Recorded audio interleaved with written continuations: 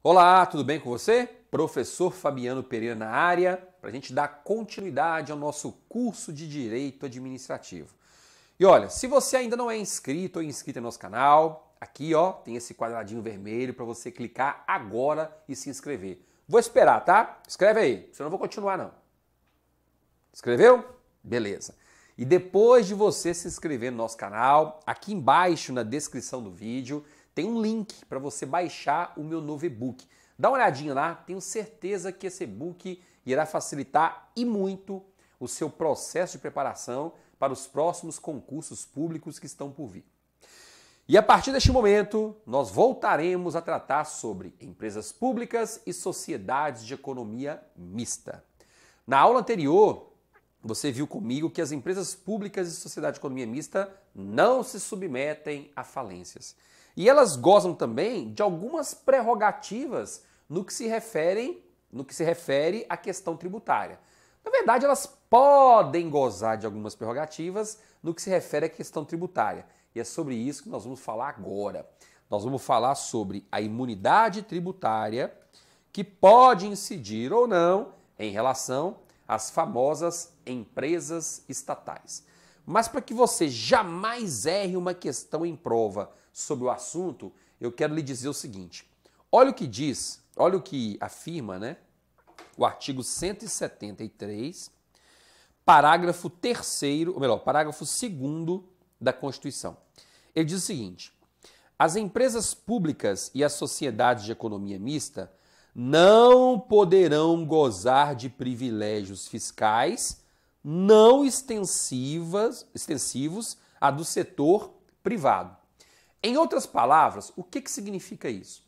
Significa o seguinte: se o Estado decidir explorar atividades econômicas, o Estado vai ter que se valer de uma empresa pública ou de uma sociedade de economia mista.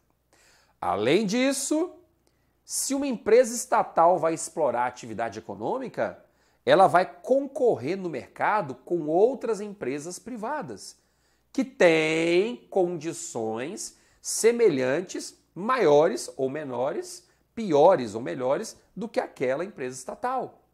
Isso significa, em outras palavras, que essa empresa estatal vai ter que se submeter às mesmas normas a que se submetem os seus concorrentes da iniciativa privada. Se o Banco do Brasil vai abrir conta corrente bancária, vender cartão de crédito, vender seguro, sob o Banco do Brasil terão que incidir as mesmas normas tributárias que incidem sobre o Bradesco, que incidem sobre o Itaú, sobre o Mercantil e por aí vai. As normas serão as mesmas. Essa é a regra geral. Se você encontrar em prova uma afirmativa dizendo o seguinte: as empresas públicas e sociedades de economia mista gozam de imunidade tributária. Ponto. Certo ou errado? Errado. Está errado por quê? Porque aqui no artigo 173, parágrafo 2º da Constituição, está escrito que as empresas públicas e sociedade de economia mista, elas só podem gozar de privilégios fiscais se esses privilégios fiscais também forem concedidos às demais empresas da iniciativa privada. Se a questão de prova simplesmente colocar as empresas públicas e sociedade de economia mista gozam de imunidade tributária, errado. Está errado. Elas não têm essa imunidade tributária. A exemplo do que acontece com as autarquias, com os estados, municípios, União, Distrito Federal, etc. Não tem essa prerrogativa. Ô professor, e se cair a seguinte afirmativa? As empresas públicas e sociedade de economia mista gozam de imunidade tributária em relação ao pagamento de impostos. Certo ou errado? Errado do mesmo jeito. Porque essa imunidade tributária, mesmo quando incide sobre as autarquias, é só em relação a impostos. Então está errado do mesmo jeito. Terceira afirmativa que você pode encontrar em prova: as empresas públicas e sociedades de economia mista podem gozar de privilégios fiscais. Certo ou errado? Tá certo. Elas podem gozar de privilégios fiscais. Ponto final. Podem. Essa é a regra geral. Agora, Para ficar mais completa, nós teríamos que ter uma vírgula. Vírgula. Desde que esses mesmos privilégios fiscais também sejam concedidos a quem? Às demais entidades da iniciativa privada. Se o Banco do Brasil receber um privilégio fiscal, isso quer dizer que o Bradesco também tem que receber, que o Itaú também tem que receber. Eles estão ali equiparados no mesmo patamar jurídico. Ficou claro para você? Muita atenção, porque as bancas adoram fazer pegadinha com isso. E ainda tem mais um detalhe. O detalhe é o seguinte: o Supremo Tribunal Federal já decidiu, em várias oportunidades, que se estivermos diante de uma empresa estatal, isto é, uma empresa pública ou sociedade de economia mista, que explore um determinado serviço público, que preste um determinado serviço público em regime de monopólio, em regime de exclusividade, essa empresa estatal, então, gozará de imunidade tributária em relação ao pagamento de impostos. Quer que eu te dê um exemplo? Correios. Os Correios, eles têm natureza jurídica de empresa pública. Entretanto, não é empresa pública exploradora de atividade econômica. É empresa pública prestadora de serviço público.